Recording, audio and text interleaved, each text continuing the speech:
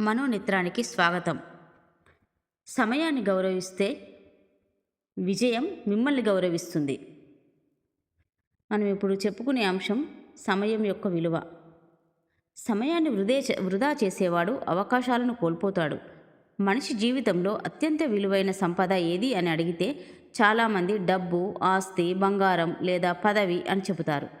కానీ వీటన్నింటికంటే విలువైనది సమయం. డబ్బు పోతే మళ్ళీ సంపాదించవచ్చు, ఆస్తి పోతే తిరిగి కూడబెట్టవచ్చు, కానీ ఒకసారి గడిచిపోయిన సమయం మాత్రం ఎన్నటికీ తిరిగి రాదు.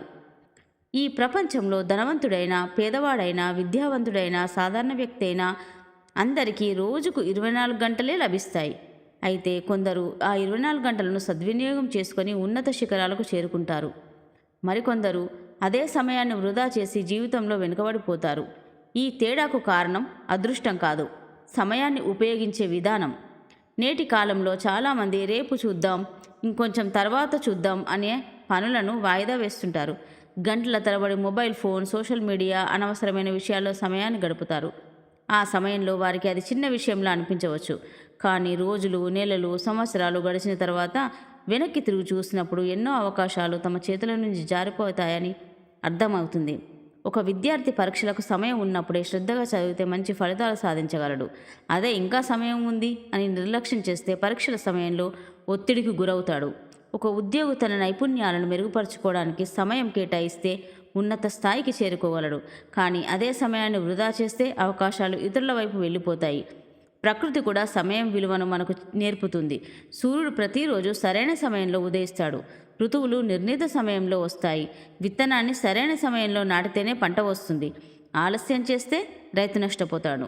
ప్రకృతి అంత సమయపాలన నడుస్తున్నప్పుడు మనిషి మాత్రమే సమయాన్ని నిర్లక్ష్యం చేస్తే ఎలా విజయం సాధించగలడు? చరిత్రలో గొప్ప విజయాలు సాధించిన వారందరికీ ఒకే రహస్యం ఉంది: సమయానికి విలువ ఇవ్వడం. వారు ప్రతి నిమిషాన్ని ఒక అవకాశంగా భావించారు. చిన్న చిన్న క్షణాలను కూడా వృధా చేయకుండా తమ లక్ష్యాల కోసం వినియోగించారు. అందుకే వారు సాధారణ వ్యక్తుల నుండి అసాధారణ వ్యక్తులుగా మారగలిగారు. మన జీవితంలో అవకాశాలు ఎప్పుడూ తలుపు తట్టవు. కొన్ని అవకాశాలు ఒక్కసారి మాత్రమే వస్తాయి. ఆ సమయంలో మనం సిద్ధంగా లేకపోతే అవి శాశ్వతంగా దూరం అవుతాయి. సిద్ధతకు మూలం సమయాన్ని సద్వినియోగం చేయడమే. ఈరోజు చేసిన కృషి రేపటి విజయానికి పునాది అవుతుంది. అందుకే ప్రతి ఉదయం మనకు లభించే 24 గంటలను ఒక అమూల్యమైన బహుమతిగా భావించాలి. ప్రతి గంటలు, ప్రతి నిమిషాన్ని అర్థవంతంగా ఉపయోగించాలి.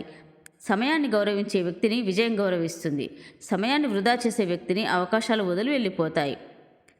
సమయాన్ని వృధా చేసేవాడు అవకాశాలను కోల్పోతాడు. సమయాన్ని సద్వినియోగం చేసేవాడు తన భవిష్యత్తును నిర్మించుకుంటాడు. ఈరోజు గడిచిన సమయం తిరిగి రాదు. కాబట్టి ఈ క్షణం నుంచే సమయానికి విలువ ఇవ్వండి.